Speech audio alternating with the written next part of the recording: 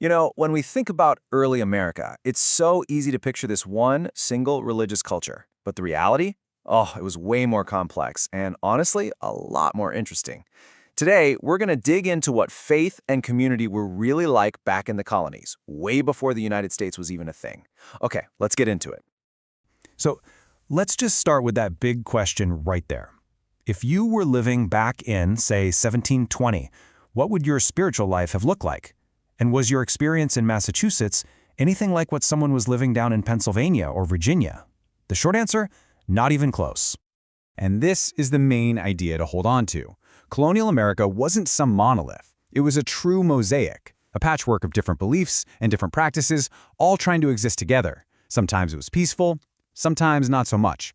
But it's this diversity that really set the stage for the country we know today. All right, so let's start our little tour up in the north, in New England.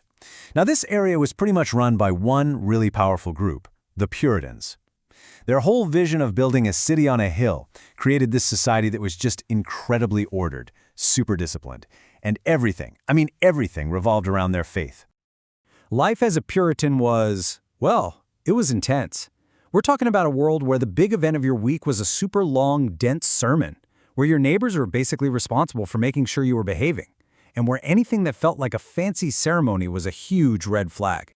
And they really took this stuff to the extreme. Get this, for the Puritans, a celebration like Christmas was just too connected to pagan traditions and, what they saw as Catholic excess. So what did they do? They just banned it. Can you even imagine that?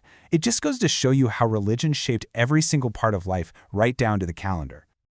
Okay, so now let's head south a bit, down into the middle colonies. We're talking places like Pennsylvania, New York, and here, the whole vibe just changes completely.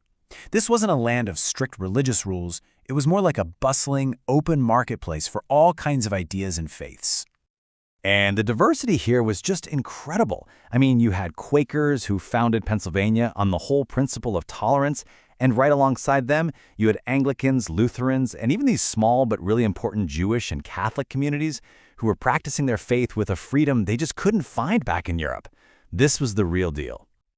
All right, our last stop on this little tour is the South, and here we find yet another totally different model. In colonies like Virginia and the Carolinas, religion wasn't a marketplace of competing ideas, and it definitely wasn't the strict world of the Puritans. Instead, it was all woven into the social and political fabric of life. So here's the bottom line for the South. The Church of England was the official, state-supported church. Being a member wasn't just about personal belief. It was directly tied to your social status, your political power, and your place in that plantation economy.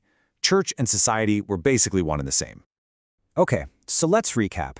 We have three totally different religious worlds, right? The super strict Puritans up north, that diverse marketplace in the middle, and the social-political Anglican church down south. On the surface, it seems like they have absolutely nothing in common. So the big question is, what could possibly start to pull these different threads together? And you know what? The answer is actually surprisingly simple. It all comes down to the rhythm of the seasons. See, despite all their deep theological differences, the colonists in all three regions started to share this common calendar of celebrations that went beyond any one specific church. These were events that pretty much everyone could get behind. Harvest festivals, the early seeds of Thanksgiving, were about survival, and that was a reason for any community to celebrate.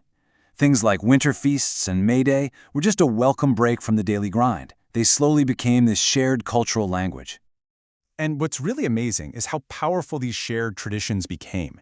Even the Puritans, the ones who started out banning celebrations, just couldn't resist the pull of these community festivals. Over time, even they started to adopt harvest feasts and other gatherings, and they began to loosen up that rigid stance. And really, that brings us right to the heart of the whole story.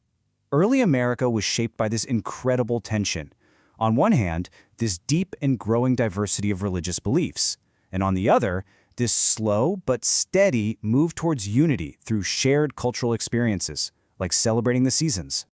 So that leaves us with a really fascinating question to chew on, one that's just as relevant today as it was 300 years ago. When you're trying to build a community, what's the stronger glue?